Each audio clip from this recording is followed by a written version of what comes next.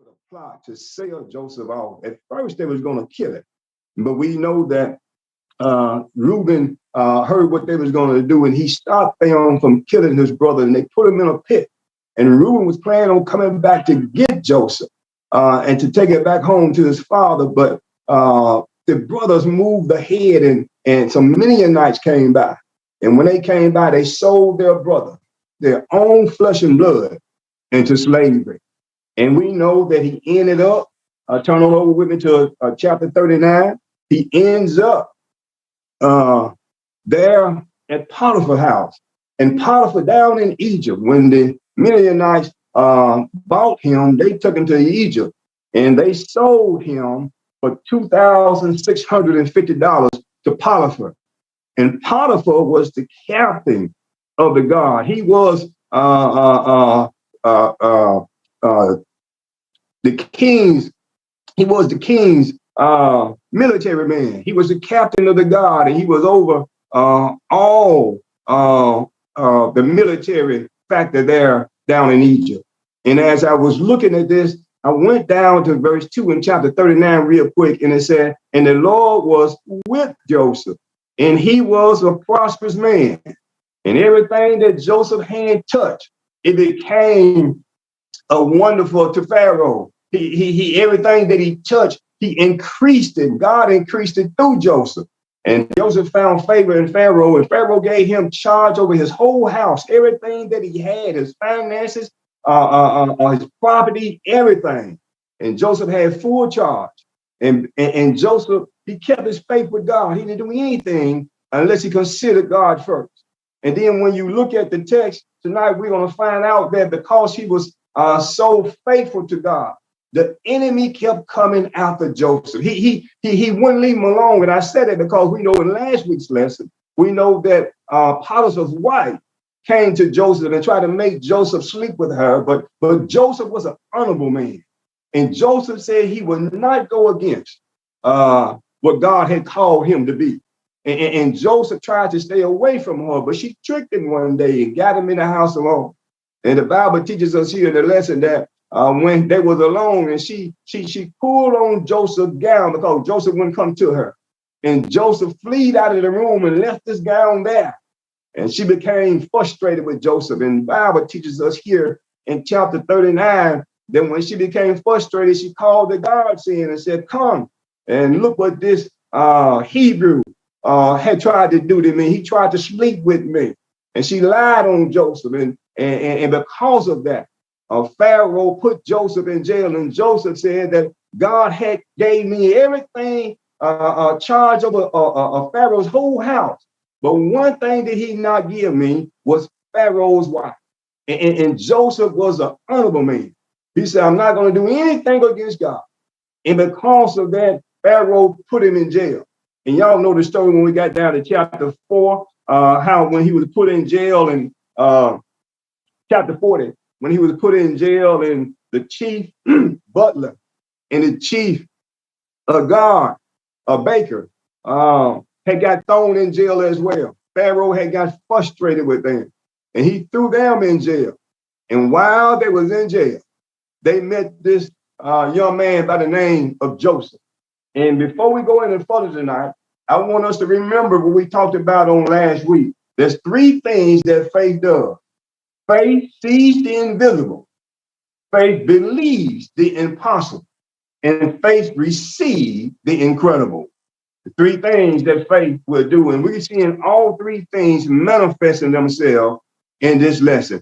Joseph had faith. He believed he seen the invisible. He believed the impossible. And then he turns around and received the incredible. I went down tonight, and we're going to start with chapter 40. And I wanted to go to verse 16, if you will. Well, let me start with verse 14, and we'll move quickly. Verse 14, he said, but think on me when it shall be well with thee. We know that Joseph had interpreted the dream both for the butler and for the baker. And he told them to think of him. When you get out of here, tell Pharaoh to don't forget about me. I'm still here. I've been here longer than you guys stayed. And he said, he still had faith. He said, I believe I'm going to get out of here, but tell Pharaoh that I'm still here. I went down to verse 14 in chapter 40, and it said, but think on me when it shall be well with thee, and show kindness, I pray thee, unto me, and make mention of me unto Pharaoh, and bring me out of his house. Bring me out of this house. For indeed I was stolen away out of the land of the Hebrews, and here also have I done nothing that should put me into this dungeon. He's still confessing that he is innocent. And sometimes in life, folk would charge you with stuff, and if you know that you're innocent, if you know that you hadn't did what they say you're doing, you stick to what you know. Stick to the truth, and the truth, as we always say, will set you free. Well, Pastor, he's been in here for a while now, and don't look like he's going to get out. The baker and the butler have forgot about him and the good deed that he done. But when you tell the truth eventually is going to set you free. I went down to verse 17, and it said, and in the utmost basket, well, let me go back to verse 16. When the chief baker saw that the interpretation was good, he said unto Joseph, I also was in a dream. And behold, I had 3 white baskets on my head. And the upper basket there was of all manner of baked meat for Pharaoh. And the birds did eat them out of the basket on my head. And Joseph answered and said, this is the interpretation thereof. The 3 baskets are 3 days. And yet within 3 days shall Pharaoh lift up thy head from off thee and hang thee on a tree. And the birds shall eat thy flesh off of thee. Now, he had courage to tell this baker that you ain't going to make it. He said, Pharaoh is going to kill you. And let me say this tonight. Sometimes, not sometimes, all the time, even when it's not favorable to someone, we should always tell them the truth and don't give them false hope. And the vision that God gave Joseph to tell this butler was that you ain't gonna make it. And I went down to verse 19. He said, yet within 3 days, Pharaoh will lift up thy head off of thee and hang thee on a tree, and birds should eat of thee from off thee. And it came to pass the 3rd day, which was Pharaoh's birthday. Pharaoh's getting ready to throw a big party.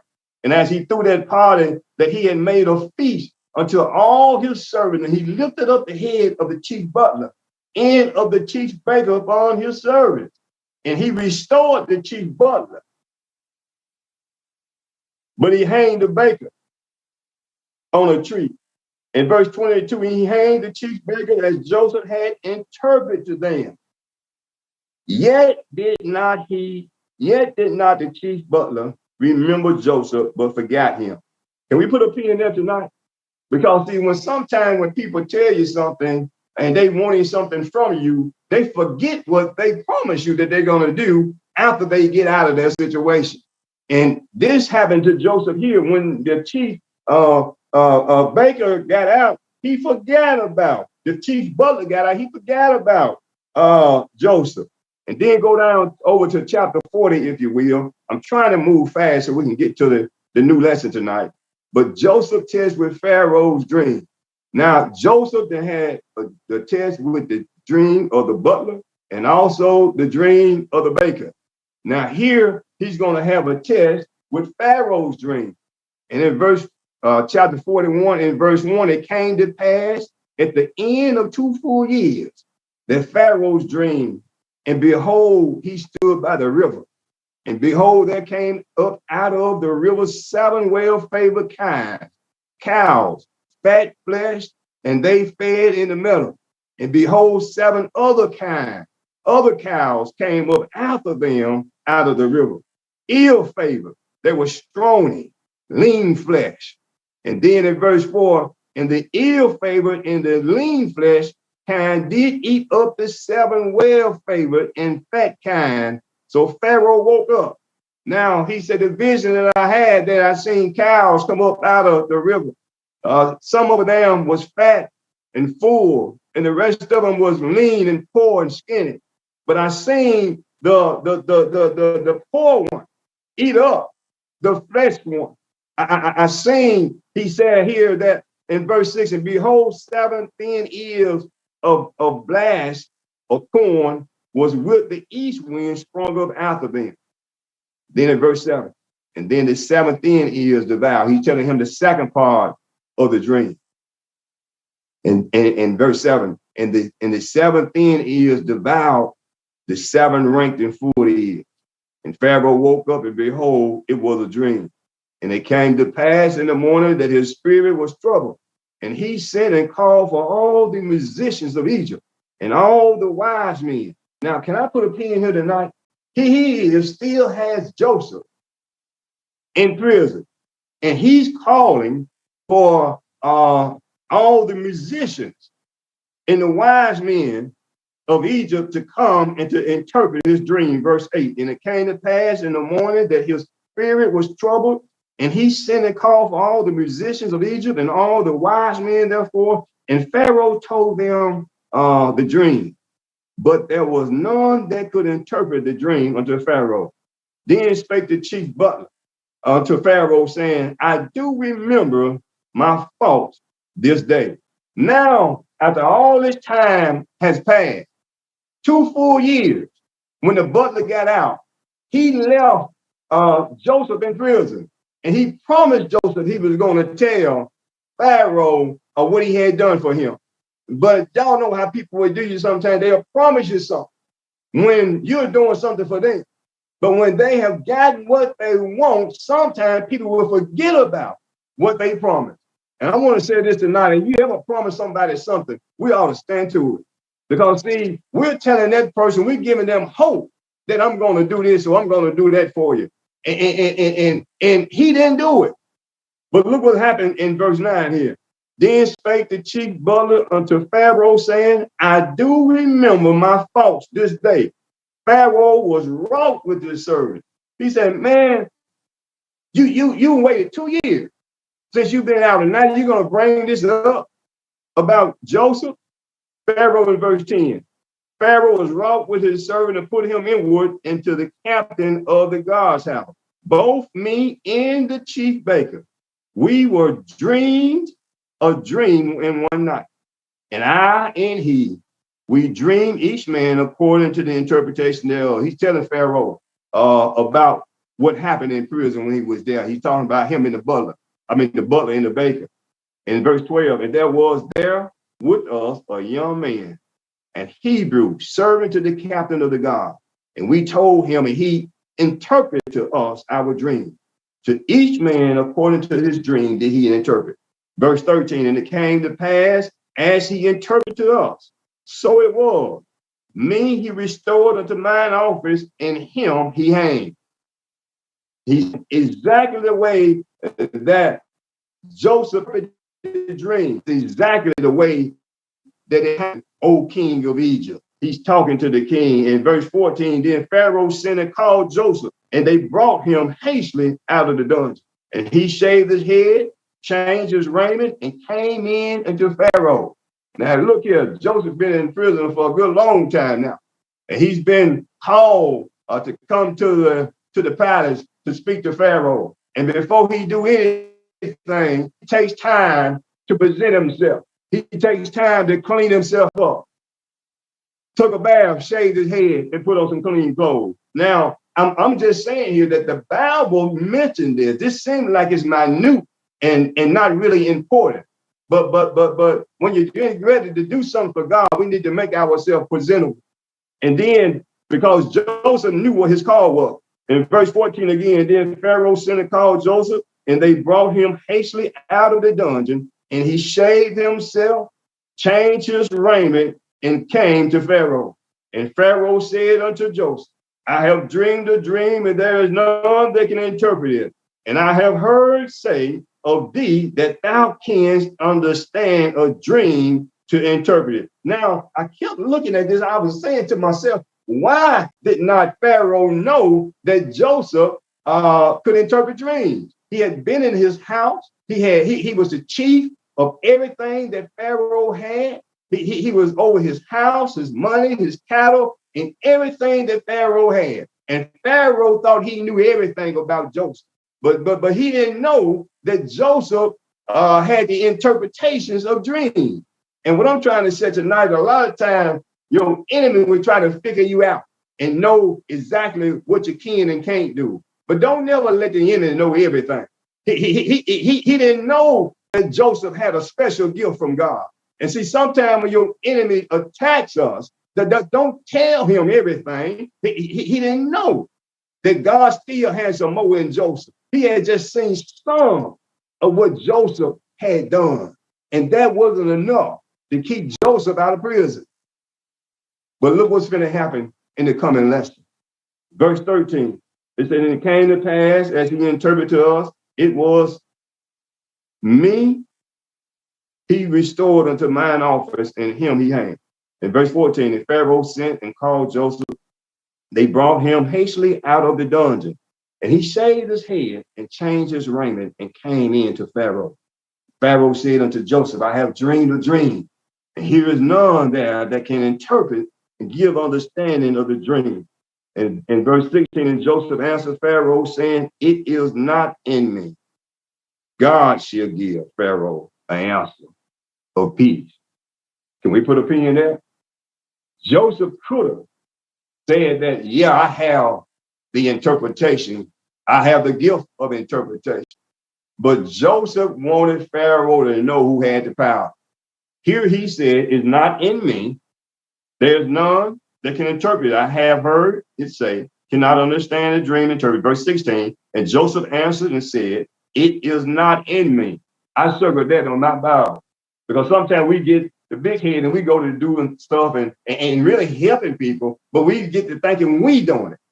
And Joseph said, hold up, no, everything that is good that happened to me and through me is the Lord. And then Joseph said, God shall, not me, God shall give Pharaoh an answer of peace. And then see, that's faith. Now, one man already have got killed.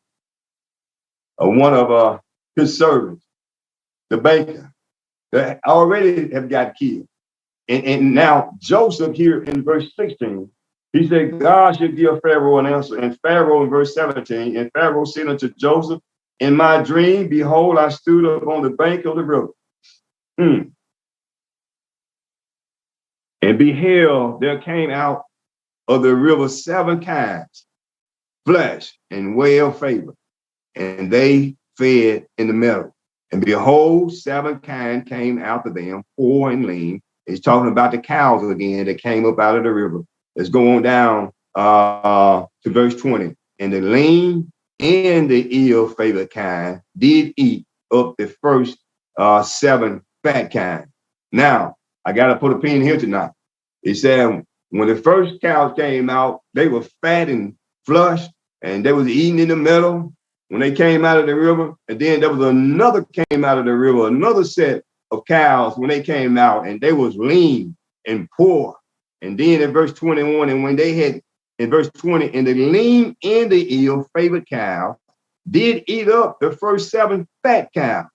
In verse 21, and when they had eaten them up,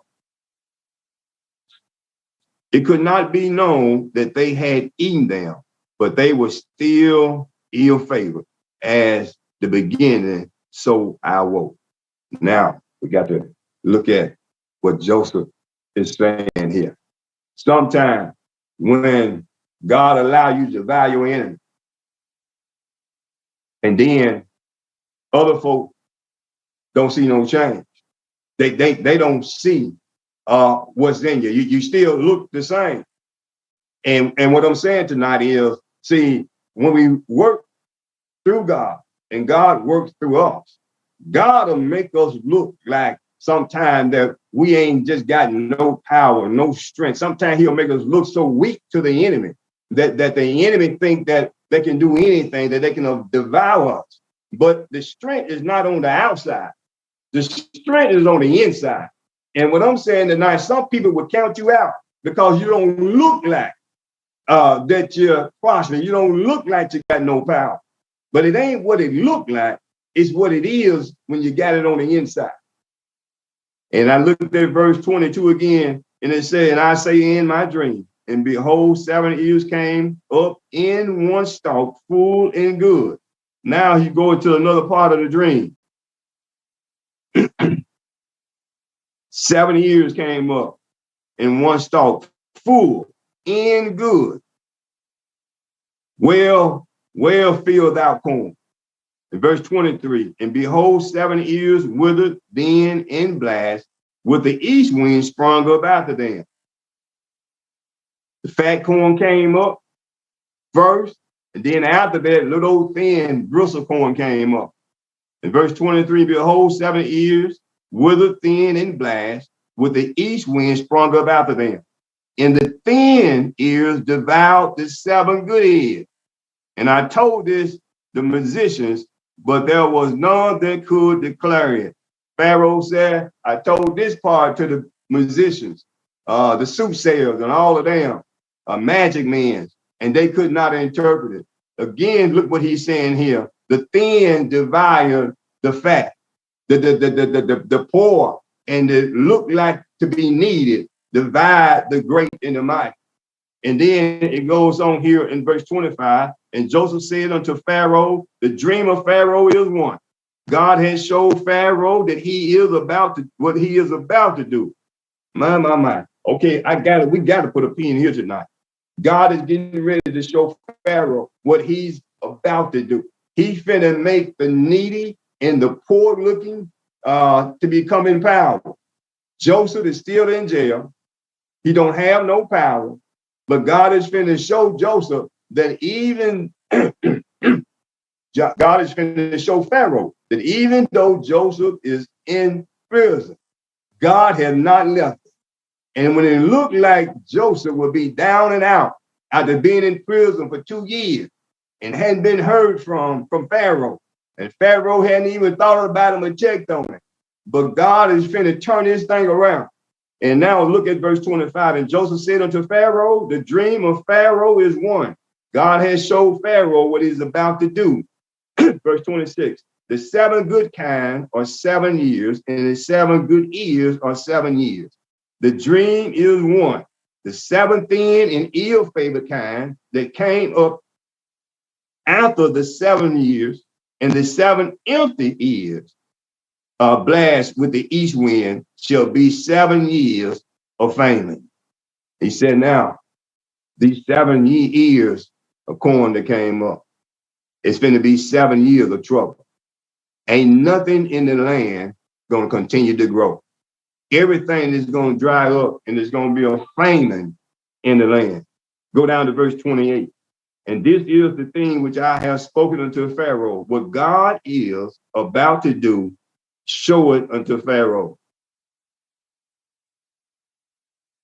Behold, there come 7 years of great plenty throughout all the land of Egypt. God getting ready to flourish the land. Everything going to be prosperous. Everything is going to grow. The fields is going to be full. The fruit trees is going to be full. Everything that is planted is going to come up. Is going to be plenty within the earth for 7 years. But then look what's going to happen after the 7 years. Verse 28, this thing which I have spoken unto Pharaoh, what God is about to do, show it unto Pharaoh. Verse 29, behold, there come 7 years of great plenty throughout all the land of Egypt. And verse 30, and there shall arise after them 7 years of famine, and all the plenty shall be forgotten. Sometimes we're riding fat and eating good. God said, be careful when you forget about me. He said, that only lasts as long as I allow it to last. And he finna show Pharaoh that I'm finna give you more than you can think that you can ever have. But I'm doing it to show you something. Pharaoh just thought he was finna get fat and everything's gonna be all right. But Joseph also gave him the part of the dream. The stuff is getting ready to dry up. So you better try to make it get right. Verse 30, and there shall arise after them 7 years of famine, and all the plenty shall be forgotten. You forgot about how good things were after a while. And then in verse 31, and the plenty shall not be known in the land by reason of the famine follow, but it shall be very grievous. You know how sometimes when stuff is just so good and everybody is just doing so well, and somehow, we go on and we forget about the Lord and what he's doing. And God has a set time to turn the clock back and turn that thing around. And then he'll make us remember that if you forget about me, God said, look, I will come and visit you. And God is getting ready to visit them. And it's not going to be in the way that they expected, just good all the time. But he said, bad going to come after the good because they're not going to appreciate it. Look what happened in verse 32. And for that, the dream was doubled unto Pharaoh twice. It is because the thing established by God, God will shortly bring it to pass. Can we put a pin on verse 32? I know my time is up tonight. And for that dream was doubled. It was repeated twice. It is because the thing established by God, God will shortly bring it to pass. He's giving him a warning. He said it twice. Get ye ready because trouble is coming. It looked good now, but he said, get ye ready because God is coming. Verse 33. Now, therefore, let Pharaoh look out a man discreet and wise and set him over the land of Egypt. Let Pharaoh do this and let him appoint officers over the land, take up the fifth part of the land in Egypt in 7 plenteous years. 7 years. He said, pick out a man. And then in verse 35, and let them gather all the food of those good years that come and lay up corn under the hands of Pharaoh, and let them keep food in the city, and that the food shall be for store to the land against 7 years of famine. Now he said, everything that is planted, everything that you can pluck up, pull up, and pick, put it up in the storehouse, because trouble is coming. And second part of verse 36, and famine which shall be in the land of Egypt, that the land perish not through the famine. And God is letting them know that trouble is coming. He sent his word through his servant, Joseph, and he's telling the man in charge, Pharaoh, you better get it right. Verse 37, we almost finished. And there came and in the things was good in the eyes of Pharaoh and in the eyes of all his servants. And Pharaoh said unto his servants, can we find such a one as this is, a man in whom the Spirit of God is? Now, you would think he would know better who it is. Can we find? Now, this is Pharaoh talking. Look at verse 37. And the thing was good in his eyes of Pharaoh and in the eyes of all his servants. And Pharaoh said unto his servants, can we find such a one as this is, a man in whom the Spirit of God is? And Pharaoh said unto Joseph, for as much as God has showed thee all this, there is none so discreet and wise as thou. He said, God showed you all of this and what's getting ready to happen. You must have a relationship with God. Now, while he was in Pharaoh's house and over all his charge, Pharaoh must then act like it that he didn't know that God had something to do with it. You remember when he first got sold into Potiphar's house and he was over everything in the land? Now here he is act like he didn't know that God had anything to do with Joseph. Verse 38, and Pharaoh said unto his servant, can we find such a one as this is, a man in whom the Spirit of God is? And Pharaoh said unto Joseph, for as much as God has showed thee all this, there is none discreet and wise as thou. Thou shalt be over my house, according to the word shall all my people be ruled. Only in the throne will I be greater than thou. He said, Pharaoh told him, I'm going to give you charge over everything. You're going to be the number 2 man in all the land. He said, you're going to be over everybody other than me, myself. And then in verse 41, and we'll leave it alone, verse 41 and 42. And Pharaoh said unto Joseph, see, I have set thee over all the land of Egypt. And Pharaoh took off his ring from his hand and put it upon Joseph's hand and arrayed him in a vesture of fine linen and put a gold chain about his neck. Can we stop for a minute? Pharaoh is going to identify Joseph as being the second man in charge throughout the whole land. And he's putting kingly garments upon him, and he took his ring off his finger and put it on Joseph's finger to give him authority to be over everything in the land. But I just want to say tonight that Joseph didn't need Pharaoh's garments. He didn't need Pharaoh's ring, because Joseph already knew from the dream that God had gave him when he was sold into prison or into slavery, that God had gave him strength and power, and that God had gave him charge. And what I want to say tonight in us ending, when you know that God has given you charge over things in your future, and you going through life believing, having faith that God is going to do it, you're not going to need man to tell you that I'm giving you power over this and I have given you power over that, because you know it was God that moved on their heart. You know that it was God that made the way. It was God that opened the door. So we have to keep in mind, it's not what man is doing to us or for us, it's what God is working through us.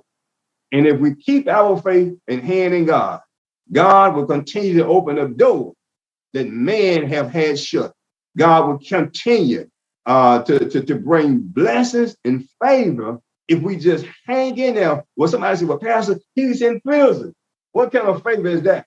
See, when God brings you down, it's sometimes when God brings us down to places that we don't want to be, it's not to hurt us, but it's to elevate us. It's to give us the appreciation to know that God is going to bring us out. When the world see us down, but then they turn around and see God anoints us and restore us and bring us back greater than we was before, that's power with God and favor with God. And then don't worry about what stuff happened to you that people know about you. That they talk about you. Well, they talked about everybody. The being talked about don't make no difference when you know who you are in God. And it's in God's charge, in God's time, that he will elevate us out of whatever he allow us to go through. He'll make us get up and dust ourselves off. And people be looking and saying, I thought you were down and out. And here you are standing on your feet, going forward with strength and power, and still teaching and preaching the same word that you've been talking about. Your talk hadn't changed when you went in poverty, when you went in jail, when you went in and you were down and out. You were still talking about God. When Joseph was in jail and he talked to these other servants of Pharaoh that came in, he was kind to them. He kept the same persona about himself. These men needed help with what was going on with him. And Joseph said, I don't owe you nothing, but because of who I am, I'm going to tell you what's going on with you. This is when you know who you are in God.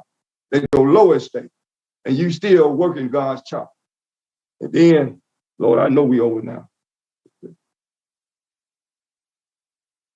Okay, 2 minutes.